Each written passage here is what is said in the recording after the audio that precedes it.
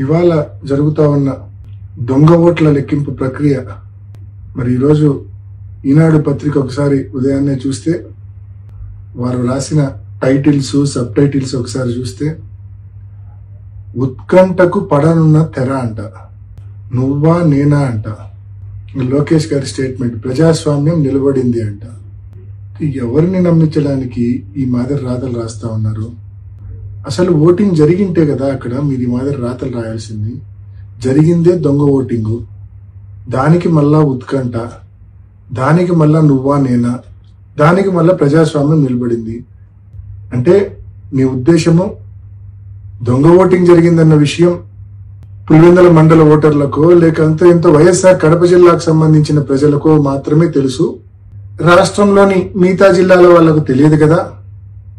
మన ఎల్లో మీడియాను అడ్డం పెట్టుకొని రాష్ట్రమంతా ఏదో నిజంగానే ఓటింగ్ జరిగింది, ఆ ఓటింగ్ లో తెలుగుదేశం పార్టీ గెలిచింది అని చెప్పి మభ్యపెట్టచ్చు అని చెప్పి ఈ మాదిరి రాతలు రాయడము ఎంత అనైతికం అని చెప్పి నేను తెలియజేస్తా ఉన్నా. ఇది అనైతికం కాదా? అనైతికల్ కాదా? ఇది దొంగ ఓటింగ్ జరిగిందన్న విషయం మొత్తం స్పష్టంగా అందరికీ అర్థమైంది. అయినప్పటికీ మీరు ఈ మాదిరి రాతలు రాస్తా ఉన్నారంటే మీ న్యూస్ పేపర్ మీ ఛానల్ ఎంత అనైతికలో ఒకసారి గమనించుకోవాల్సిందిగా, ఇంట్రాస్పెక్ట్ చేసుకోవాల్సిందిగా నేను మనవి చేస్తా ఉన్నా. నిజమైన పోటీ జరిగి ఒక 5 ఓట్లతో తెలుగుదేశం పార్టీ గెలిచినా కూడా వారికి ఎనలేని తృప్తి సంతోషం ఉండేది, మాకు ఎనలేని బాధ ఉండేది నిజమైన పోటీ జరిగింటే.